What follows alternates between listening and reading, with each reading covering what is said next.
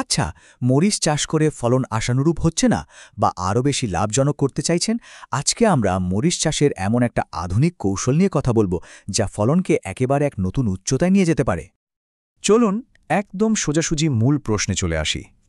কিভাবে মরিচের ফলন এক লাফে 2 থেকে 3 গুণ বাড়িয়ে ফেলা সম্ভব? হ্যাঁ, ঠিকই শুনছেন, এই পদ্ধতির সবচেয়ে বড় প্রতিশ্রুতি হলো এটা। তো এই যে এত ফলন বাড়ার কথা বলছি, এর পেছনের আসল রহস্যটা কি? এটাই হলো মালচিং। আজকের দিনের কৃষির জন্য এটা একটা দারুণ আধুনিক সমাধান। তাহলে এই মালচিং জিনিসটা আসলে কি? খুব সহজ করে বললে এটা হলো মাটিকে একটা সুরক্ষা স্তর দিয়ে ঢেকে রাখার একটা পদ্ধতি। আর লাভজনকভাবে মরিচ চাষ করার জন্য এই স্তরটা সাধারণত এক বিশেষ ধরনের প্লাস্টিকের শীট দিয়ে তৈরি হয়, যেটাকে আমরা মাল্চ ফিল্ম বলি। আচ্ছা, তো বুঝলাম যে মাটি ঢাকতে হবে, কিন্তু প্রশ্ন হলো কেন? মানে এই সাধারণ একটা কাজ কিভাবে ফলনের ওপর এত বড় একটা ইতিবাচক প্রভাব ফেলে? চলুন কারণগুলো একটু খতিয়ে দেখি। এই টেবিলটা দেখুন, কি দারুণভাবে পুরো ব্যাপারটা বুঝিয়ে দেওয়া হয়েছে। মালচিংয়ের কার্যকারিতার পেছনে 6টা প্রধান কারণ আছে। যেমন ধরুন 1 নম্বর পয়েন্টটা, আগাছা দমন। সূর্যের আলোয় যদি মাটিতে না পৌঁছায়, আগাছা তো জন্মাবেই না। তার মানে কি? গাছের জন্য রাখা সব খাবার, সব পুষ্টি সোজা চলে যাচ্ছে ফল তৈরিতে। আবার এটা মাটির ভেতরে জলীয় বাষ্পকে উবে যেতে দেয় না, ফলে সেচও লাগে অনেক কম। শুধু তাই না, এটা মাটির তাপমাত্রা নিয়ন্ত্রণ করে, সার নষ্ট হতে দেয় না, এমনকি রোগ পোকাও কম হয়।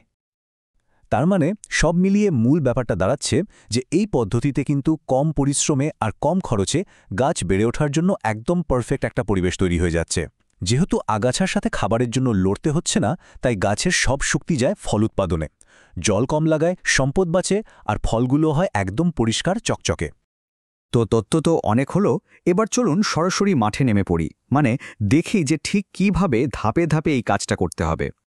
যে কোনো চাষের আগেই কিন্তু জাত নির্বাচনটা খুব জরুরি, আর মালচিংয়ের ক্ষেত্রে তো আরও বেশি। কারণ আমরা তো উচ্চ ফলন চাইছি। এর জন্য হাইব্রিড জাতগুলোই সবচেয়ে ভালো। যেমন ধরুন বিজলি প্লাস, এটা প্রায় সারা বছর চাষ করা যায়। আবার খুব ঝালমরিচ চাইলে সুপার হট জাতটা বেছে নেওয়া যায়, যেটা শুকানোর পরেও দারুণ থাকে। আর এই হলো পুরো কাজের একটা ব্লুপ্রিন্ট। একদম 4টে সহজ ধাপে পুরো প্রক্রিয়াটা শেষ করা যায়। প্রথমত জমি তৈরি আর বেড বানানো। সার দিয়ে মাটিটাকে একদম ঝুরঝুরে করে উঁচু বেড তৈরি করতে হবে। তারপর ওই বেডের ওপর মাল্চ ফিল্মটা টান করে বিছিয়ে দিতে হবে। 3 নম্বর ধাপে ফিল্মে মাপমতো ফুটো করে সেখানে 20-25 দিনে সুস্থ চারা পুঁতে দিতে হবে। আর সব শেষে পরিচর্যা। যদিও সেচ অনেক কম লাগে, কিন্তু যখন দরকার তখন তো দিতেই হবে। তো এত সব কিছুর পর শেষ কথা কি? এই যে এত নিয়মকানুন, এই যে নতুন পদ্ধতি, এর আসল লাভটা কোথায়? আসলে মালচিং কিন্তু শুধু একটা চাষের কৌশল না, এটা এক ধরনের বিনিয়োগ।